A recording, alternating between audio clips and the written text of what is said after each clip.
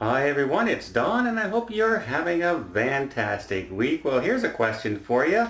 Would you rather stay on a burning ship or jump into the deep dark waters at night into shark infested waters in Australia?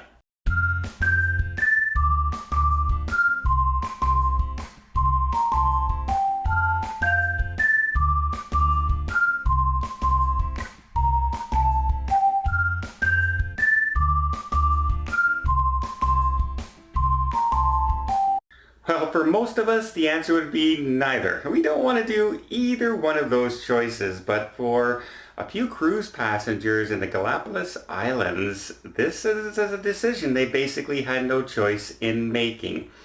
They were on a very small cruise ship, and it was a cruise ship. It was on an 8-day cruise with about 18 passengers on board, 11 crew. It's one of the very small ships that go out there. There's numerous private small cruise ships that do the Galapagos Islands.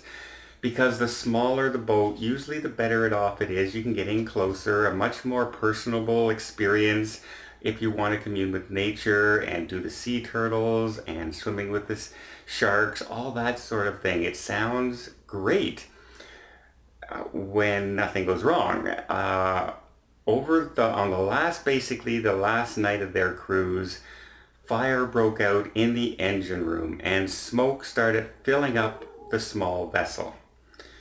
The vessel filled up quickly. They tried to fight the fire as much as they could, but it just became overwhelmingly smoke. They don't have the fire equipment that, say, a large cruise ship like the Royal Princess or the Majesty of the Seas or, the Celebrity Edge would have, where you would see them in like full hazmat type gear with fireproof suits and air tanks and huge fire hoses. They don't have that on a small vessel. They have hoses and the fire extinguishers you could buy at, Home Depot for that matter. So they had decided they had to abandon ship. The second big problem that happened was the life rafts that they sent into the water to get into the boat when you jumped overboard did not inflate right away. So luckily everyone had their life jackets and life buoys with them. They had their emergency whistles and they managed to get into the water. It was very chilly, very cold. You think Australia is nice and warm, but it's not in the ocean. It's not at night, and it's not in the water.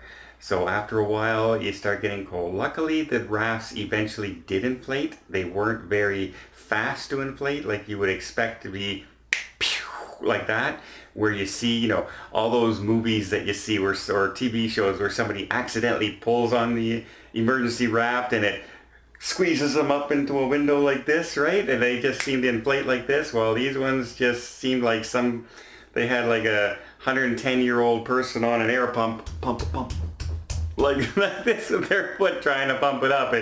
They just seem to take forever according to the people who ended up into the water. Luckily, the crew, according to everybody on board, was fantastic. They all remained calm. They kept everybody together. They were calling out people's names, linking everybody together in the water to hold on to each other.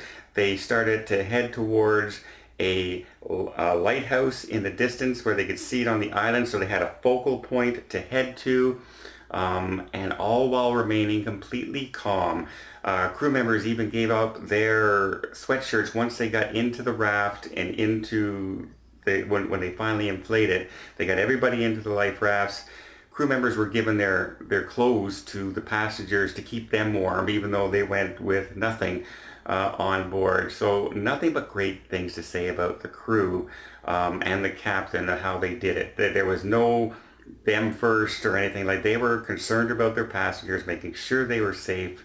And in the end, everybody got off safe and sound, and are no real worse for wear for the experience. In fact, now you have a kind of a story to tell for a long time. They were rescued nearby by a luxury sailboat, another one of those type of private excursion ships that you can do.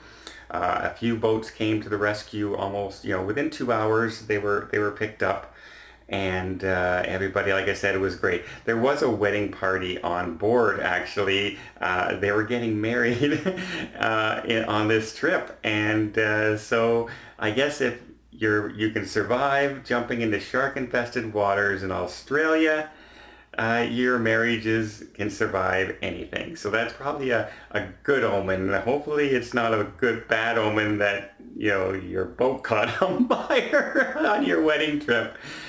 And most brides are worried about rain. I hope it doesn't rain. Hope we don't sink. It's a completely different story. But there you go.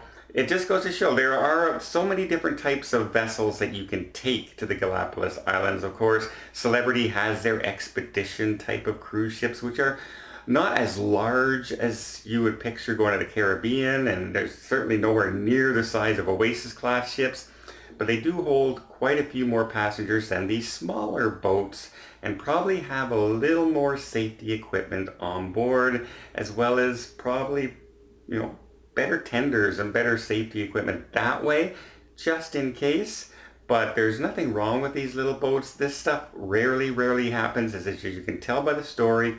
The crew handled themselves fantastically. They were looking after their passengers, and everybody happily got out and nothing, unscathed, shall we say. So I'm glad for everybody out there. I'm glad this turned into a good news story and not a bad news story, because we have way too many of those nowadays.